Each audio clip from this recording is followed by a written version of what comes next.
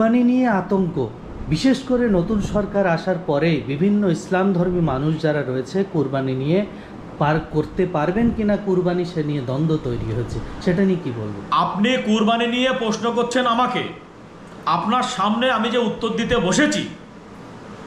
আমার সৌভাগ্য যে তৃণমূল কংগ্রেস আসেনি।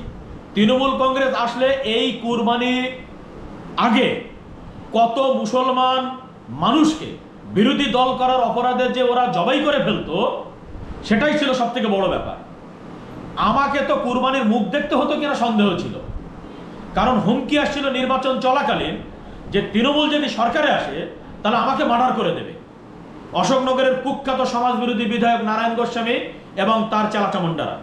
সুতরাং এই কুরবানি নিয়ে যদি উত্তর দিতে হয়, বেঁচে থাকার থেকে বড় কুরবানি নয়। আমি মনে করি যে আমি বা বিরোধী দলের যারা নেতৃত্ব ছিলেন তারা যে এখনো পর্যন্ত তৃণমূল সরকার আসেনি বলে বেঁচে আছে, মার্ডার হয়নি, এটাই আমাদের কাছে বড় পাওনা, বড় ব্যাপার।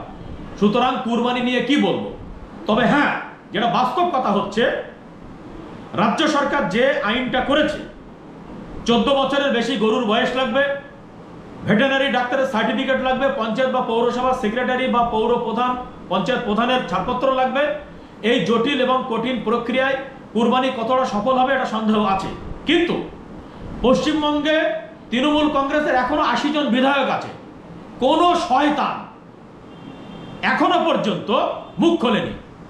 আজকে বিধানসভায় তারা অধিবেশনে যাওয়ার পরে এই নিয়ে প্রতিবাদ না করে তারা ফালতু কারণে ওয়াকআউট করে বেরিয়ে গেলেন। কুরবানি নিয়ে তারা কথা বললেন না, অথচ এই মুসলমানদের ভোটকে ব্যবহার করে 15 বছর ক্ষমতায় ছিলেন। তৃণমূল কংগ্রেস কখনোই মুসলমানদের সরকার ছিল না। তৃণমূল কংগ্রেস ছিল শয়তানদের সরকার, তোলাবাজদের সরকার ছিল। যদি মুসলমানদের সরকার থাকতো, মুসলমানদের ভালোবেসে থাকতো, তাহলে আজকে কোরবানি নিয়ে কথা বলতো। আর আমাকে যে প্রশ্নটা করছেন, আমি এর উত্তরে যেটা বলবো, সরকার যে আইন করেছে এই আইনটাকে মান্যতা দিয়ে কিভাবে সুষ্ঠুভাবে কুরবানি দেওয়া যায় বা পালন করা যায় এই উৎসবটাকে, সেটা যাতে বাংলার মুসলমানরা করে তার জন্য আমি অনুরোধ করব। কারণ সরকার যখন আইন করেছে, এর বিরুদ্ধে যখনই কেউ বাড়াবাড়ি করবে তখন অটোমেটিক কিন্তু সরকার তার হাতটাকে ধরে নেবে, অর্থাৎ লকআপে পুরবে, জেলে দেবে, আইনের আওতায় আনবে। তাই আমি অনুরোধ করব, আগামী দিন বিরোধী যারা এমএলএ আছেন, তৃণমূল কংগ্রেস, আইএসএফ, আম জনতা উন্নয়ন পার্টি, সিপিএম, যারা বিরোধী দলের এমএলএ আছেন, তারা যেন আগামী দিন এই বিষয় নিয়ে বিধানসভায় প্রতিবাদ করে আইনটাকে পাশ করানোর চেষ্টা করে যে কুরবানি নিয়ে কোনো সমস্যা হবে না। আর একটা প্রশ্ন, যেটা গরুর বয়স 14 বছর, এই 14 বছরের গরুটাকে কুরবানি দেওয়া যাবে না। 14 বছরের উপরে গেলে সেই গরু যদি কুরবানি দেওয়া যায়, তাহলে সেই ক্ষেত্রে আমার হিন্দু ভাইরা, সনাতনী ভাইরা যেটা বলছেন যে সেই ক্ষেত্রে কোনো বিধিনিষেধ বা বাধা নেই, তাহলে যদি বন্ধই হয় গরু কুরবানি, মা হিসেবে যদি দেখা হয়, পুজো যদি করা হয়, তাহলে টোটালি বন্ধ করে দেওয়া হোক। 14 বছর টাকা ছাড়পত্র দেওয়া, অথচ একটা বুড়ো গরু, বৃদ্ধ মা যদি হয়ে যায়, তাকে বৃদ্ধ মাকেও তো কুরবানি দেওয়া যাবে না। এই প্রশ্নটাও আমি কিন্তু হিন্দু ভাইদের কাছে রাখছি। স্যার, ইসলাম ধর্মে তো গরু কুরবানির কথা বলা হয়নি, পশু জবাই করার কথা বলা হয়েছে। ইসলাম ধর্মে গরু কুরবানির কথা বলা হয়নি, 4 পেয়ে পশু জবাই করার কথা বলা হয়েছে, যেগুলো মুসলমানদের খাদ্য তালিকায় আছে সেইগুলো।